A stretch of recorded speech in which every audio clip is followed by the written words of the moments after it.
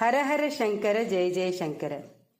கிட்டத்தட்ட 600 வருஷங்களுக்கு முன்னாடி திருவனந்தபுரத்தில் ஆட்சி பண்ணிட்டு இருந்த ஒரு கேரள ராஜாக்கு தீர்க்க முடியாத உடல் உபாதை வந்தது.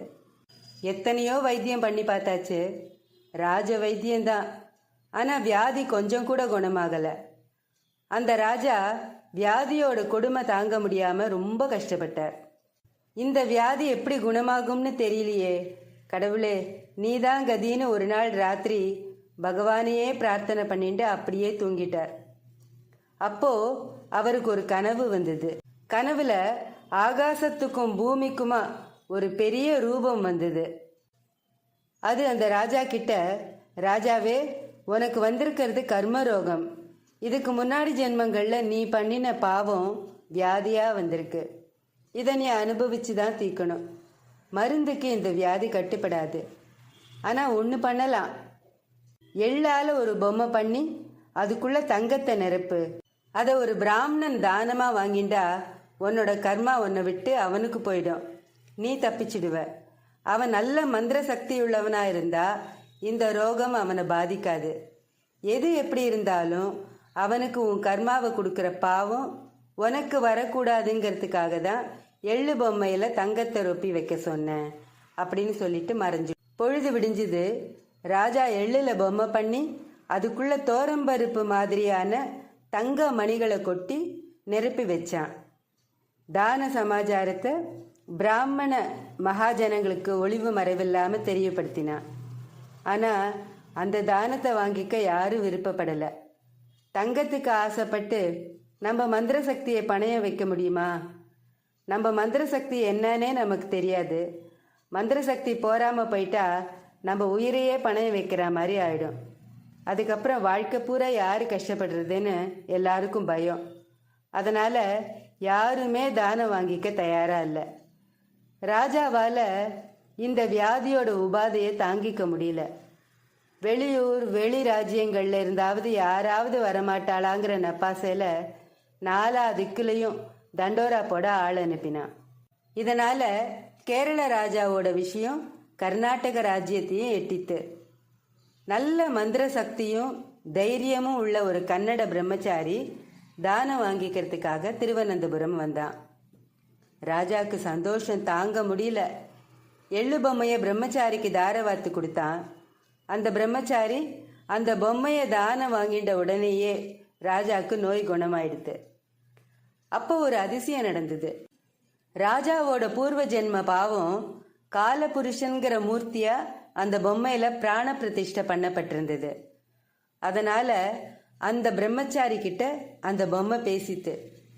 அந்த பொம்மைய அந்த பிரம்மச்சாரி உத்து பார்த்துட்டு இருந்தான். அது தன்னோட வலது கையை உயரமா தூக்கி 3 விரலை காமிச்சுது. அதை பார்த்து அந்த பிரம்மச்சாரி தலையாட்டி அதெல்லாம் முடியாதுன்னா. உடனே அந்த பிம்பம் 2 விரல்களை காமிச்சுது. அதுவும் முடியாதுன்னு அந்த கர்நாடக பிரம்மச்சாரி தலையாட்டினான். அதுக்கப்புறம் அந்த பிம்பம் ஒரே ஒரு விரலை காமிச்சுது. போனா போகிறது, உன் இஷ்டப்படியே ஆகட்டும்னு அந்த பிரம்மச்சாரி சொன்னான். அப்படி அவன் சொல்லி வாய் மூடுறதுக்குள்ள அந்த பிம்பம் பரம சந்தோஷத்தோடு அவன் காலில் விழுந்து சாஷ்டாங்கமாக நமஸ்காரம் பண்ணிட்டு எழுந்தது. அதுக்கப்புறம் அந்த பிம்பம் உயிரோட்டம் இல்லாமல் சாதாரண பொம்மையாயிடுத்து. இதையெல்லாம் பார்த்து ஒன்றுமே புரியாமல் பிரமிச்சு போயிருந்த ராஜா என்ன நடந்ததுன்னு கேட்டான்.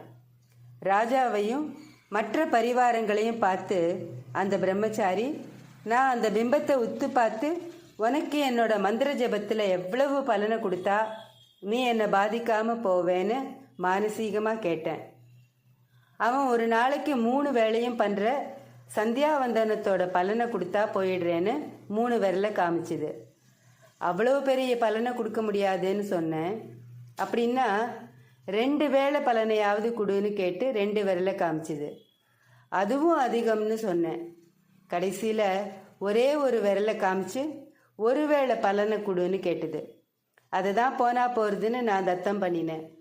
அதுக்கு பயங்கரமான சந்தோஷம். கர்ம வினையையும் எடுத்துட்டு அந்த புண்ணியத்தையும் எடுத்துட்டு கும்பிடு போட்டுட்டு ஓட்டம் பிடிச்சிடுது. முறைப்படி காயத்ரி பண்ணினா அதுக்கு எவ்வளவு சக்தி இருக்குங்கிறத புரிய வைக்க தான் இந்த பதிவு. ஆனால் உண்மையாகவே நிறைய குடும்பங்களில் காயத்ரி ஜெபம் பண்ணுறதே இல்லை. இன்னைக்கு பலரோட வாழ்க்கையில் பூணூல்ங்கிறது சாவி மாற்றுற ஹேங்கராக தான் இருக்குது. பூணூலோட மதிப்பு யாருக்கும் தெரியறதில்ல. அதனால் காயத்ரி ஜெபத்தோட முக்கியத்துவத்தையும் மகிமையையும் புரிஞ்சுட்டு இதுவரைக்கும் பண்ணாதவாள்லாம் காயத்ரி ஜெபம் பண்ண ஆரம்பிக்கணும். யார் பக்தியோடையும் பிரேமையோடையும் காயத்ரி மந்திரத்தை ஜபிக்கிறாளோ அவளை அந்த மந்திரமே காப்பாற்றும்னு மகா பெரியவா சொல்கிறார். கஷ்டம் கஷ்டம்னு சொல்லிக்கிறதுல எந்த பிரயோஜனமும் இல்லை.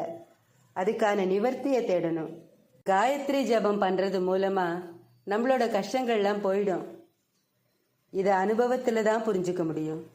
எல்லாரும் சௌக்கியமாக இருக்கணும், சந்தோஷமாக இருக்கணும். ஸ்ரீ மகா பெரியவா திருவடிகளே சரணம். ஹர ஹர சங்கர ஜெய ஜெய சங்கர.